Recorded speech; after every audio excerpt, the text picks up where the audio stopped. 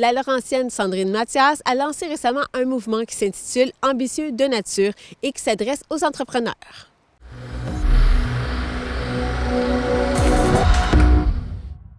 Nous rejoignons Sandrine Mathias, une entrepreneure des Laurentides qui a lancé récemment un projet qui s'adresse aux entrepreneurs et dirigeants et qui s'intitule Ambitieux de nature. Mais avant même de parler de ce projet que vous avez lancé, parlez-moi tout d'abord de vous, parce que tout part de là. C'est votre idée, vous êtes une entrepreneur, vous avez eu une période difficile en 2022 qui a fait en sorte qu'on arrive ensemble en 2024 avec ce projet-là. Donc, dites-moi, parlez-moi un peu de vous, de ce que vous avez vécu en 2022. Effectivement, en 2022, moi, il faut savoir que j'ai longtemps été employée dans le réseau de la santé comme infirmière.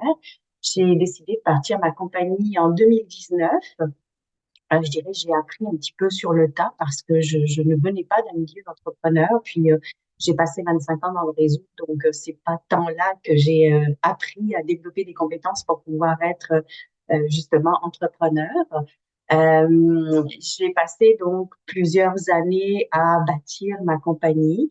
Et puis, ça a été quand même, ça a vraiment été des années difficiles où je me suis beaucoup remise en question parce que j'avais l'impression de pas avoir nécessairement ce qu'il fallait pour pouvoir être une entrepreneur. Et c'est ça. Donc, j'ai construit mon équipe. Je me suis totalement dédiée à la croissance de cette compagnie-là pendant toutes ces années-là. Ce qui fait que moi, je me suis totalement mise de côté. Moi, ce que j'aimais, mes passions, notamment la course en sentier, j'ai toujours été une passionnée de course en sentier, d'ultramarathon. Mais ça, je l'avais complètement mis de côté. Pourquoi? Parce que tout ce qui arrivait, en fait, dans ma compagnie devenait prioritaire. Je voulais absolument m'occuper de ça avant de m'occuper de moi. Donc, j'ai mis de côté beaucoup de choses qui étaient importantes pour moi personnellement, et puis je me suis totalement dédiée, totalement consacrée à la croissance de ma compagnie pendant ces années-là. Et 2022, alors j'ai été convaincue d'avoir une compagnie en pleine croissance. En tout cas, c'était ça que les chiffres indiquaient d'après j'avais un comptable, j'avais recruté un comptable puisque moi, bien évidemment, je n'avais pas, ben, bien évidemment, moi, je n'avais pas la, j'avais pas eu le temps, pas d'intérêt non plus nécessairement, je l'avoue très honnêtement, mais en tout cas, pas eu le temps de développer des compétences au niveau de la comptabilité. Puis je me suis dit, bon, bah, tu sais, chacun ses compétences. Puis j'avais confié cette partie-là à quelqu'un qui nous arrivait avec des chiffres qui faisaient que bah, la- on était convaincus que la compagnie fonctionnait bien.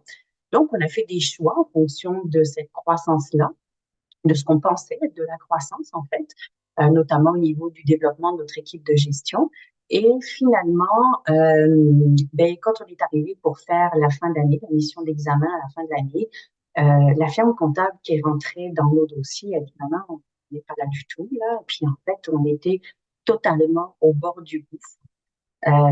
On était, on devait déjà plus de 100 000 $ en revenu Québec, donc il a fallu prendre des prêts pour pouvoir prendre ça. On était finalement très endettés, puis c'était pas du tout le portrait qu'on avait en tête. Donc ça a été un gros choc. Et puis c'est sûr que ça a mis beaucoup en avant mon syndrome de l'imposteur, hein, puisque je l'avais déjà en partant. Puis là, après 4 années, 3 ans, en fait, je me suis totalement consacrée et dévouée à cette compagnie-là. Ben, je me rends compte que cette compagnie-là est au bord du gouffre. C'était vraiment un choc parce qu'en plus, quand j'ai parlé à la firme comptable qui m'a dit, hey, là, vous êtes en train de creuser votre tombe à chaque semaine qui passe.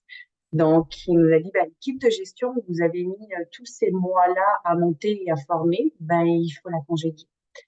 Et donc, moi, ça concernait 2 de mes 3 employés que je venais de former, qui étaient enfin rendus opérationnels après 6, 8 mois à nos côtés.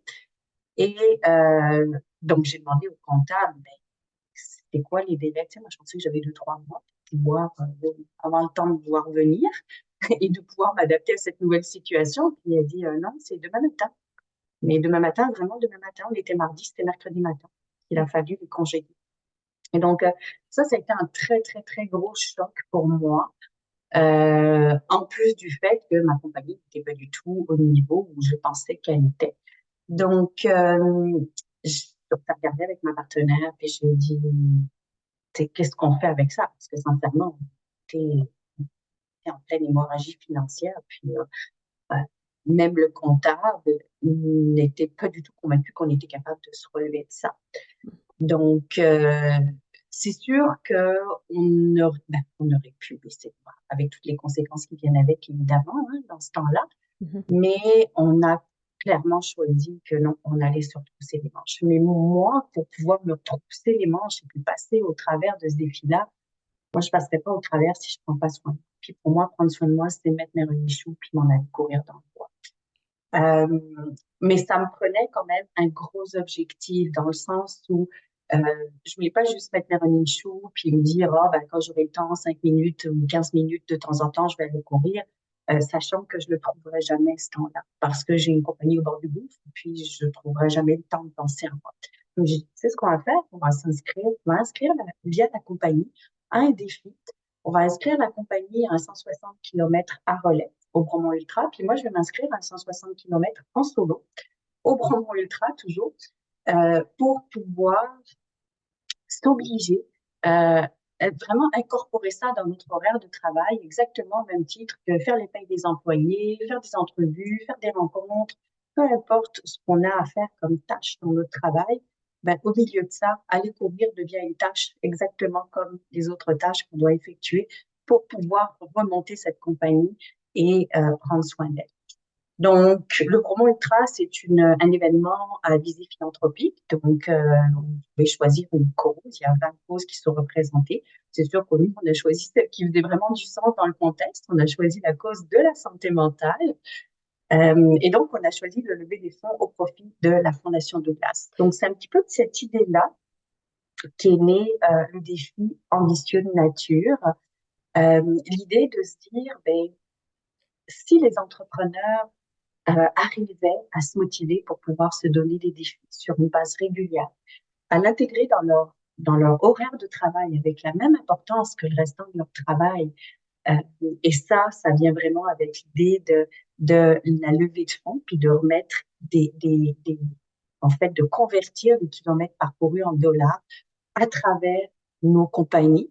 Donc ça devient comme une obligation de l'entrepreneur et pas juste Sandrine Mathias veut se faire du bien. Ça vient Sandrine Mathias gère Sérénis. Elle s'est engagée avec Sérénis à remettre 10 sous du kilomètre parcouru à la Fondation Douglas et elle a un objectif à la fin, pour moi, Sandrine Mathias, de 2 000 $, qui fait que les 15 entrepreneurs, à nous tous, on pourrait remettre 30 000 $ à la Fondation Douglas. Durant ces mois-là, donc durant un an, ils devront faire de l'activité physique en nature et vous allez des fois vous rencontrer soit en présentiel, soit en virtuel.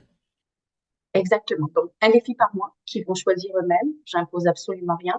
On va juste partager les moments où on fait le défi parce que l'idée, effectivement, c'est de pouvoir, encore une fois, s'encourager. Si je suis capable d'aller le faire physiquement parce que c'est quelqu'un qui est pas trop loin de chez moi, ça va me faire super plaisir.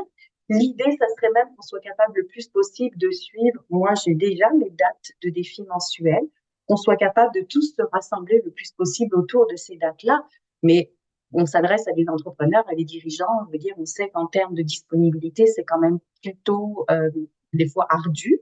Donc, c'est mettre aussi de la souplesse là-dedans. On va avoir un groupe privé Facebook pour les ambitieux de nature, donc un groupe privé que les personnes qui font partie de ce projet-là vont pouvoir rejoindre. C'est un groupe, l'idée, c'est vraiment de mettre beaucoup, beaucoup de bienveillance dans ce groupe-là, parce qu'encore une fois, il est zéro notion de performance là-dedans. C'est vraiment l'idée de, OK, ben, moi, là, j'ai de la difficulté, tu sais, voici mon objectif pour ce mois-là, mais je me sens comme écrasée sous mes tâches pour le moment, puis je trouve pas le temps de pouvoir m'en aller courir, ou m'en aller marcher, ou m'en aller randonner. Mais l'idée, c'est que quelqu'un d'autre puisse intervenir et dire, hey, moi, voici comment je l'ai intégré dans ma vie, de pouvoir le mettre cet espace-là. Ah, OK, ah, finalement, oui, c'était peut-être une bonne idée, puis moi, je pourrais le faire comme ça aussi, sachant qu'encore une fois, ben, l'idée, c'est déjà de remettre 10 sous du kilomètre pour tous les kilomètres qui sont faits. 50 sous du kilomètre, quand c'est le jour du défi, ça vaut effectivement plus cher. Souvent, c'est comme un peu le highlight du mois, le défi du mois. Donc, ça va valoir plus cher.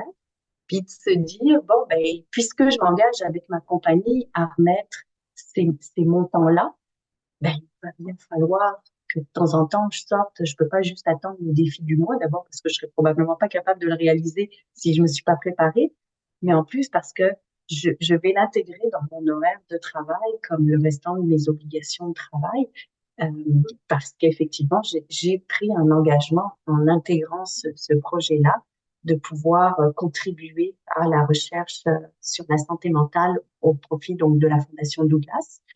Euh, L'idée, c'est de trouver le temps, de trouver les moyens, de se donner les moyens de pouvoir trouver le temps pour le faire, justement, et de s'encourager les uns les autres. Donc, un objectif de 30 000 pour la Fondation Douglas. La date limite, je la répète, c'est le 28 février pour y participer et le site Internet, c'est ambitieuxdenature.com. Merci beaucoup d'avoir été avec nous, Madame Mathias. Merci beaucoup pour l'invitation. Puis effectivement, le 28 février, c'est la date limite pour pouvoir soumettre sa candidature.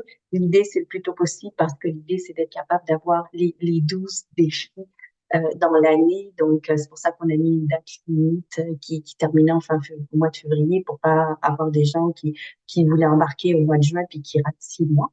Mais voilà, mais c'est déjà les dossiers de candidature sont déjà disponibles. Donc, on pourrait déjà nous soumettre la candidature, puis la personne pourrait embarquer demain matin sans aucun problème euh, dans ce projet-là. Donc, merci infiniment pour l'invitation. C'était très agréable.